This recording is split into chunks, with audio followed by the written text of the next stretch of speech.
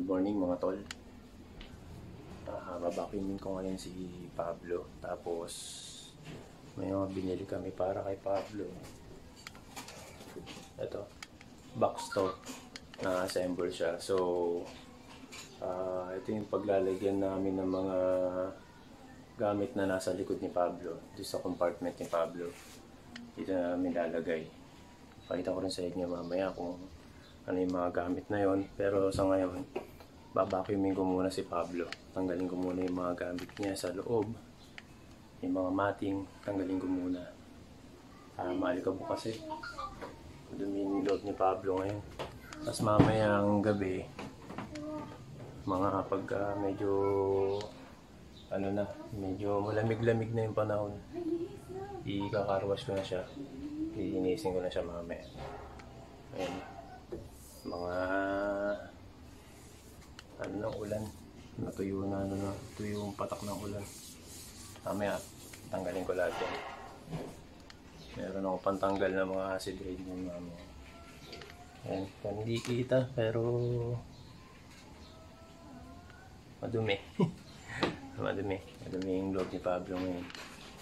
Ayan. Tulad nga nung sinabi ko mga unang vlog namin, si Bunso ay allergy sa alikabok, kaya kailangan palaging malinis yung loob. Ayan. Tapos isama ko na rin dito sa vlog yung konting information about sa infotainment natin, and then uulitin ko lang din yung about dun sa power window system natin. Ayun mga tol, ayun, samahan nyo ako sa vlog na to. Maraming salamat, at kung di pa kayo nakaka-subscribe sa channel namin, please do subscribe sa Down South Family. Ayan mga tol. Ayun mga tol, simbolan ko na yung pag-vacuum kay Pablo. Yun mga tol, bali ito yung vacuum na lagi kong ginagamit kay Pablo pagka nililinis ko siya. Eto mga tol, yung gamit naming vacuum kay Pablo. Ayan yung tatak niya, Fujihama. Malakas to mga tol. Bali more than 1 year na namin gamit to dito sa bahay. Bago pa dumating si Pablo, ginagamit na namin to lagi dito sa bahay. Di pa kasi kami nakakabili ng ng portable na vacuum para kay Pablo. Maganda rin kasi may portable na vacuum para sakaling kailanganin, wala kayo sa bahay, may magagamit. Ayun mga tol, simulan ko lang vacuumin tong loob ni Pablo para mawala na yung mga alikabok.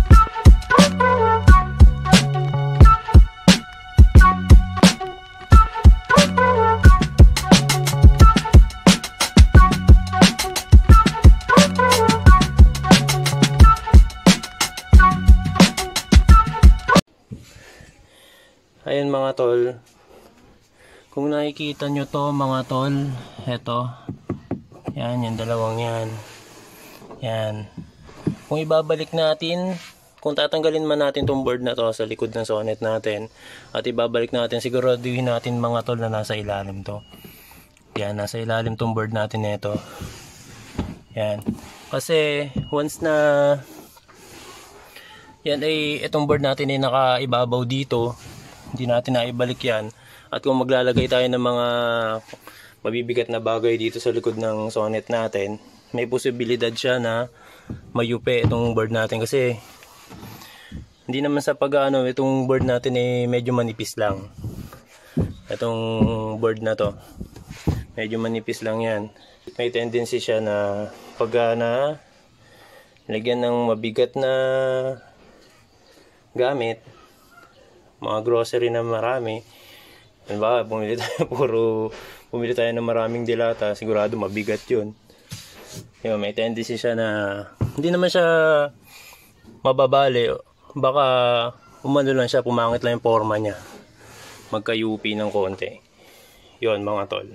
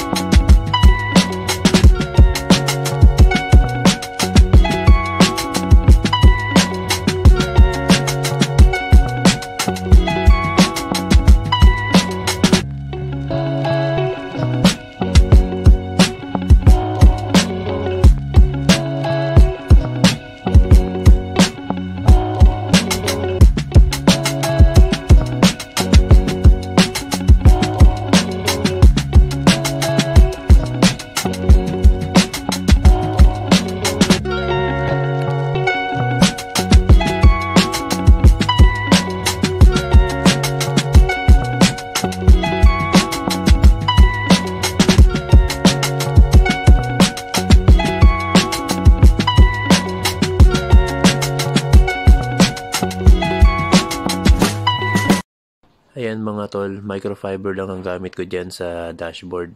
Hindi ko na binakim kasi nagagasgas. Ayun mga tol, tapos ka ng vacuumin si Pablo. Tapos ka ng vacuumin yung loob niya, yung matting niya. Ayun, okay na. Hindi na siya maalikabok yung loob. Bali nga pala mga tol, yung matting na nakakabit dito kay Pablo, yung pa yung stock na matting, yung pa yung libreng matting nung sakiyan, nung kinuha namin siya. Okay naman yung matting. Pero siguro pagka kami nakaluwag-luwag at nakakaroon ng budget para sa matting, mapalitan din namin siya. Kasi yung matting na yun naghihibla. Naghihibla siya yung matting na libre sa kasa. Mabala ko ang ipalit sa kanya yung noodles na matting. Parang coil na matting. Ayun. Kumbaga parang alikabok nun pumapasok lang sa loob. Madali naman din linisin yun. Pagpag lang din yun. Tapos vacuum ng konti. Mawala rin ang alikabok ng mga ganong coil na matting. Ayun mga tol. Assembling ko ngayon itong box na to. Para sa lalagyan ng mga yan. Yan yung mga nakalagay sa likod ni Pablo. Yan. Napakita ko sa inyo mamaya isa-isa. Assembling ko muna mga tol.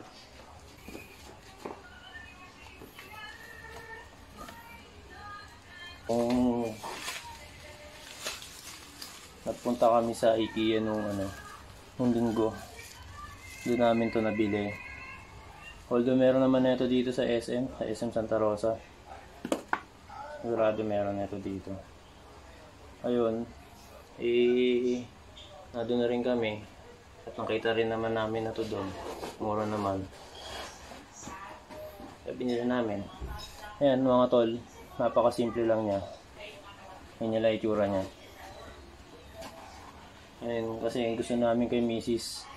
Yung mga bagay na pwede namin ilagay kay Pablo simple lang. Katulad niya, simple lang itsura. Diyan na lalagay yan, mga kung ano-ano lalagay na mga nasa likod ni Pablo. Ayan mga tol, nailagay ko na sa likod ni Pablo yung box at yung mga laman niya. Ito yung mga laman niya mga tol. Ayan, bali ito mga tol, travel tray ni Bunso. Ayan, pag gusto niya kumain din sa loob, hindi ko na pinagbabawalan kumain yung anak namin sa loob.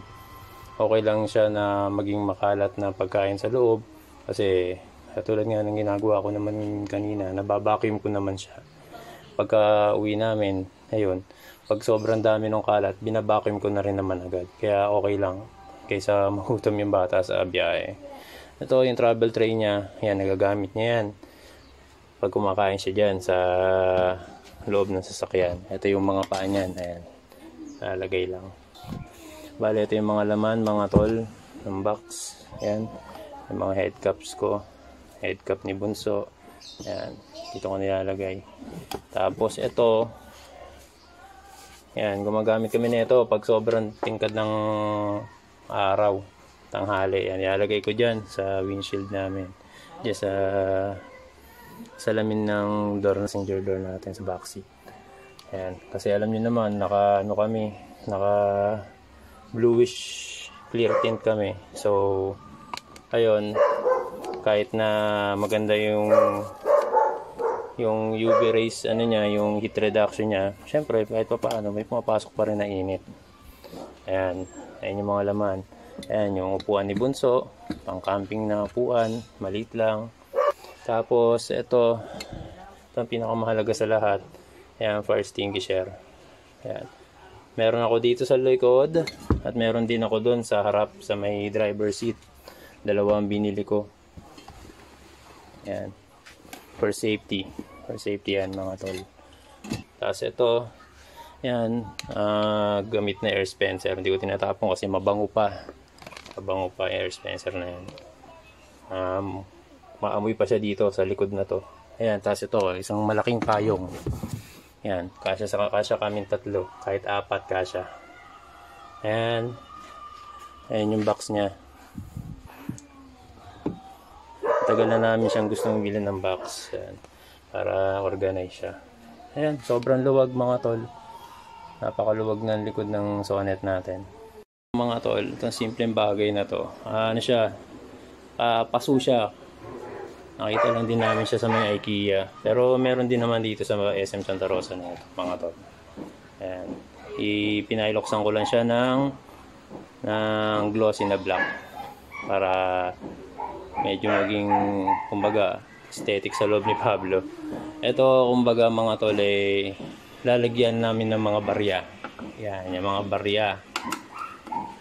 Si Grogu. Sa anak ko yan. Ito, mga tol. Ayan, lalagyan na ng mga barya. Ayan. Lalagyan ng mga barya. Dito ko na yan lalagay sa gitna ni Pablo. Ayun mga tol, babalikan ko kayo mamaya pagka lilinisin ko na si Pablo. Yung mismong basic car wash lang. Kumbaga, car wash lokal lang. Dito lang siya sa garahe namin. Dito ko lang siya lilinisin. Ayun mga tol, salamat mga tol. Ayun mga tol, hindi natuloy yung linis ni Pablo ngayong gabi. Kasi kami ay kami ay nagkape dito sa McDo. Ayun, pauwi na kami ngayon mga tol. Yun.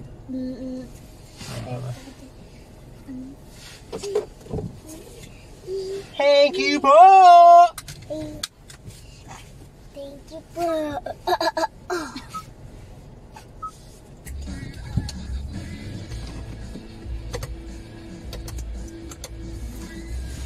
Go straight ahead. Go straight ahead. Go straight ahead.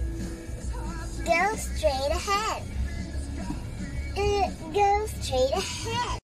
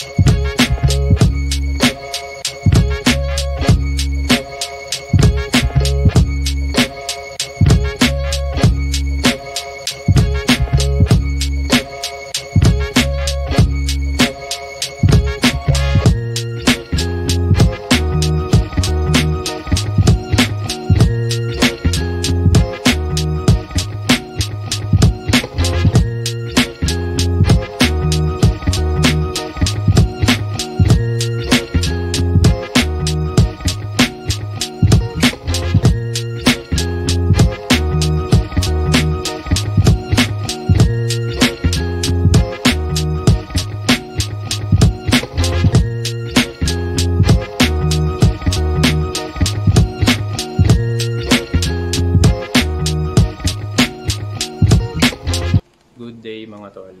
Ayun, lilinisin ko ngayon si Pablo kasi hindi ako natuloy na linisin siya kahapon ng alas 5. Ginamit namin siya kasi kahapon din. May biglaang lakad kami kahapon. Umulan dito ng malakas kahapon, so maputik yung daan. Hindi ko muna siya nilinis kasi ganun din, madudumihan din eh. Kaya ngayon ko siya tutuloy na linisin. Ayan, sobrang dumi niya. Maputik kasi yung mga nagdaang araw ay sobrang lakas ng ulan dito sa Santa Rosa, dito sa Laguna.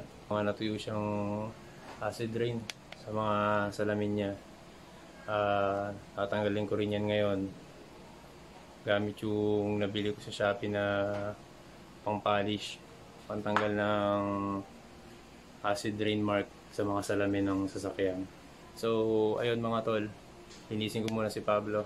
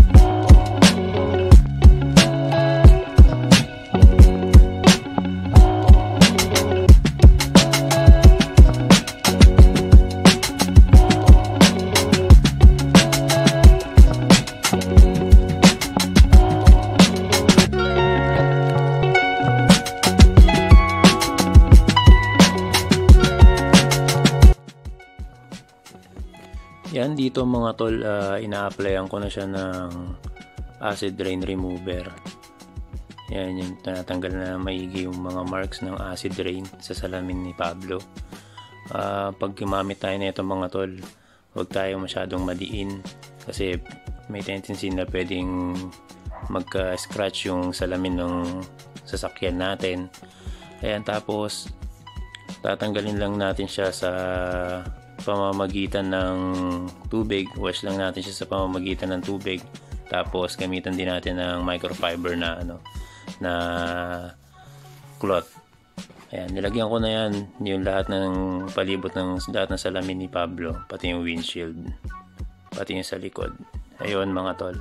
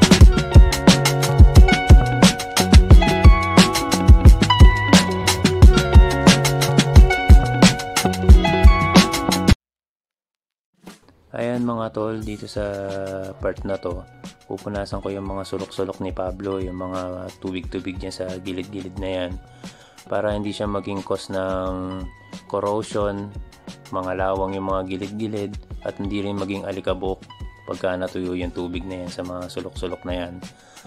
And then dito sa part na yan, i-multitask ko na rin yung ginawa ko. Yan, pinunasan ko na rin ng microfiber cloth na tuyo yung salamin sa loob para mawala yung mga bakat-bakat.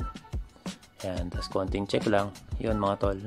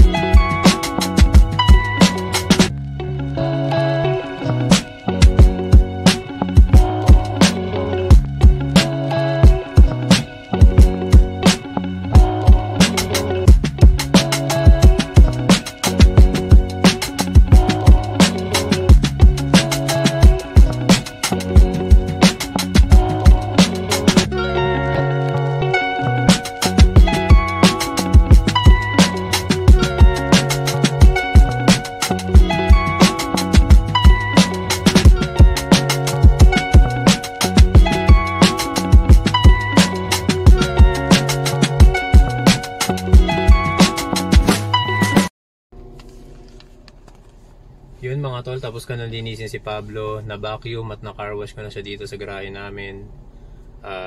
Okay na, natanggal ko na rin yung mga acid rain na natuyo sa salamin niya. Tiyaga lang talagang kuskusin para matanggal ng pampalish na nabili ko. Tapos dagdag ko lang din dito sa vlog na to mga tol, yung about sa infotainment natin. Basic lang naman about sa infotainment tong nalalaman ko, Kasi itong unit namin ay LX, si Pablo ay LX ang variant niya. So wala naman masyadong features na special yung pagdating do sa infotainment. So ayun mga tol, chinek ko din yung settings netong netong phone namin. Bali itong phone nga pala namin ni Mrs. ay Huawei Nova 5T. And hirap na hirap kaming i-connecta siya dito noong una. Hirap na hirap kami i-connecta tong Android Auto netong cellphone na to dito sa infotainment. Ang ginawa ko, hinahanap ko yung yung QR code dito sa infotainment. Yan. Yung QR code na yan, hinahanap ko yan dyan. Tapos in-scan ko siya. Napunta ako dun sa sa manual ng infotainment natin. Tapos chinek ko doon sa infotainment doon na yung mga phones lang na tinatanggap na itong infotainment natin ay Google Phone, Samsung. Pagdating sa Apple CarPlay, wala namang problema mga iPhones. Yun lang, sa Android Auto lang. And yun nga, tapos chinek ko rin nga yung settings na itong phone namin about dun sa Android Auto. Yun nga, talagang hindi siya makakonekta wirelessly. Hindi siya makakonekta wirelessly dun sa Android Auto na itong infotainment. Pwede siyang i-connecta through USB cord. So ayun, bumili kami ni Mrs. ng USB cord.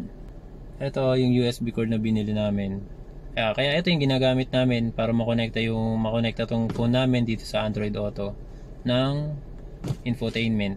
Ayun, doon ko siya nagagamit ko doon yung Google Maps, yung Waze, yan, music, YouTube Music, yan. Yun lang naman yung mga ginagamit namin madalas ni Mrs. dito sa infotainment natin pagdating sa Android Auto. Basta kami may tugtog, yan, nagagamit yung mapa, goods, yan. Ano naman masyado na-explore tong infotainment natin kasi yun nga, katulad na sinabi ko, okay na sa amin ni Mrs. basta nakapagpatugtog kami. Ayun, pero na-balance ko na to yung sa na-balance ko na yung sounds na ito. Yan, sa push. Na-balance ko na yung sounds na ito, yan. Yan, pagdating niya sa position. Yan. Ayan yung niya. Ayan yung settings na nilagay ko. Ewan ko kung malinaw dito sa camera. Ayan. Ayan yung nilagay kong tone dyan. Sa guidance wala naman. Radio noise yan. Palaging minimum noise reduction lang. Ayun. Sa ngayon, yung pa lang naman yung na-explore namin sa infotainment. And ayun mga tol, dadagdag ko lang din dito sa video na to yung regarding ulit dito sa rear view mirror natin mga tol, kung paano siya gamitin sa umaga, kung paano siya gamitin sa gabi. Baka meron kasi dito sa mga nanonood dito sa vlog na to na yung parang nasisilaw sila sa gabi pagka masyadong maraming sasakyan sa likod nila, lalo yung mga masyadong matitingkad na headlight. Syempre etong Sonet natin mataas siya, pero syempre may mas mataas pa rin na sasakyan sa kanya. Yan yung mga malalaking SUV. So eto mga tol, ituturo ko lang sa inyo itong basic na nabasa ko sa manual regarding dito sa paggamit ng natin ng rear view mirror natin. Kasi meron siyang mga tol. Ayan, kung makikita nyo mga tol, meron siyang lever dito. Yan, yung lever na yan. So itong lever na to ngayon, itong settings ng lever na to ngayon nakaangat mga tol. So ayan, halimbawa may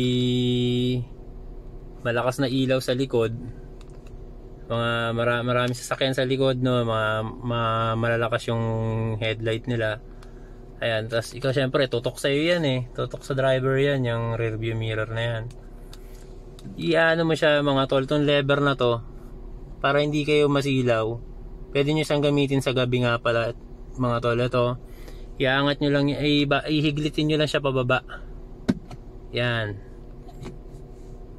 Ito mga tol, magbabago yan. Ayan, haangat siya ng konti. So ang makikita nyo dyan, pag ganyan, nakaupo kayo, ayan yung pinaka view ng driver eh. Ayan, medyo nag-dark siya mga tol. Patayin ko to ilaw. Ayan, nag-dark siya. Ayan, nag-dark mga tol. Kitang kita nyo, ayan yung likod ni Pablo. Ayan yung salamin ng likod ni Pablo. Nag-dark siya. Pag tinulak ko ulit tong lever na to, yan. Ayan yung pwede natin gamitin sa umaga mga tol. Pero kung di naman kayo nasisilaw at naka sobrang dark tint naman yung ano nyo, yung sasakyan nyo, siguro kahit di nyo na ibaba yan, makokontra naman siguro ng dark tint yung mga headlight sa likod ng sasakyan ninyo pag gabi. Pero ako ginagamit ko to sa gabi kasi katulad nga namin, itong si Pablo ay naka clear bluish tint siya. So pasok talaga yung ilaw dyan sa gabi. Kaya ginagawa ko, binababa ko talaga siya, yung lever na to. Yan. Hindi ako masisilaw. Hindi ako silaw sa mga nasa likod. And then mga tol, ulitin ko lang din dito sa vlog na to yung about sa power window system natin mga tol. Nabasa ko lang din to sa manual. Eto mga tol, yung mga button ng ano natin, ng power windows natin mga tol. Yan. Sabi sa manual, para maingatan natin yung fuse netong power windows natin at hindi siya mag-malfunction. Kumbaga humaba yung buhay ng fuse natin, hindi siya hindi mag-malfunction tong ano natin, power windows natin. Ang turo sa manual kung magbababa tayo ng mga windows natin, ayan, sa backseat, isa-isa mga tol, isa lang natin silang pipindutin. Halimbawa, nababa natin pareho, yan, isa-isa. Kung ibabalik natin siya pataas, siglitin natin pataas, isa-isa lang din, ganun lang din ang balik. Kapag pinagsabay kasi natin daw, sabi sa manual, pag pinagsabay natin parehong baba, parehong taas, medyo nahihirapan yung fuse mga tol. At pwede siyang mag-cause ng malfunction pagka parating ganun yung practice natin. Kumbaga parating ganun yung ginagawa natin mga tol sa power window system natin.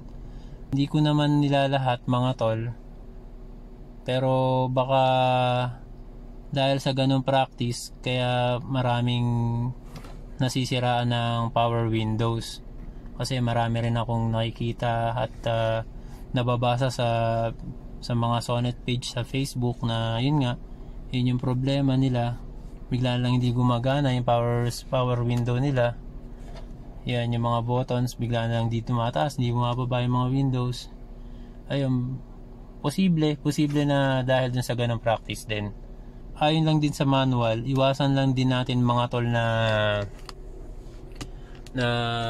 laruin yung yung windows natin mga tol, yung mga buttons ng windows natin. Halimbawa, bababa natin dito tong windows ng passenger, bababa natin dito, tapos yung passenger natin itataas niya, parang magtatalo-talo tayo, taas baba. Yun, pwede rin yun mag-cause daw ng malfunction sa fuse at sa mismong power windows system natin mga tol. Ayun, sana nakatulong mga tol, and sana nakatulong mga tol yung ganun. Basic lang naman yun mga tol. Nabasa ko lang din sa manual yun. Sobrang mahalaga yung manual natin. Nandun lahat kung paano natin maiingatan yung sasakyan na binili natin. Ayan mga tol, dito namin siya lalagay. So ayan, yung laman ng center namin. Ayan yung RFID, para pag hindi nabasa yung RFID sa harapan. Tapos eto, ayan, reverse, marine squash. So kasi talagang maamoy yung mabango yung loob ni Pablo. Ito, air dispenser, kakabili lang din namin. Marine squash din yan. Ayan. yung mga cords. Ayan, hindi ko lang naayos pa. Ayan, pabango. So ayun mga tol, malinis ng tignan. Ayan, tapos yan, yung payong, maliit na payong, para pag sobrang lakas ng ulan, kasi nasa likod yung malaking payong namin para magagamit, para makuha yung malaking payong. So ayun mga tol, tapos ayan, ito mga tol, yung isang fire extinguisher na nabili ko. Yan, dalawang fire extinguisher na nabili ko ayan. Ayan mga tol, ayan, para kung sakaling may kailanganin, diba, may mga nakasabay tayo sa kalsada na kailangan ng fire extinguisher, overheat o kaya nakasabay tayo mga tol sa kalsada, kailangan ng fire extinguisher, yan, pwede natin gamitin. Yan, alcohol, yan, microfiber cloth, yan, para pag may kailangan punasan dito sa mga salamin, mabilis sa dashboard, mabilis ko makukuha, mapupunasan agad. At ito mga tol, dagdag ko lang dito sa vlog na to, no, yung kung paano natin makikita at paano natin malalaman na nasa low na yung brake fluid natin mga tol. Ayan. So kung nakikita nyo mga tol, yung may exclamation point na yan mga tol, ayan, ayan yung pinaka signal ng ano natin, diba, ng handbrake natin mga tol. So yung signal na yan mga tol, pag yan mga tol naka-appear pa rin dyan sa cluster natin, nakikita pa rin natin dyan sa cluster natin kahit nakababa na yung handbrake natin mga tol, indication yan mga tol na yung brake fluid natin ay mababa na. Yung brake fluid sa reservoir natin mga tol ay mababa na. Yun yung indication nun. So yun mga tol, pagka nakababa na yung brake, yung handbrake natin at yan ay nandyan pa rin sa cluster natin, yung may exclamation point na yan, yung bilog na yan, ibig sabihin nun mababa na yung brake fluid natin sa reservoir natin. Ayun mga tol, maraming salamat sa inyo mga tol.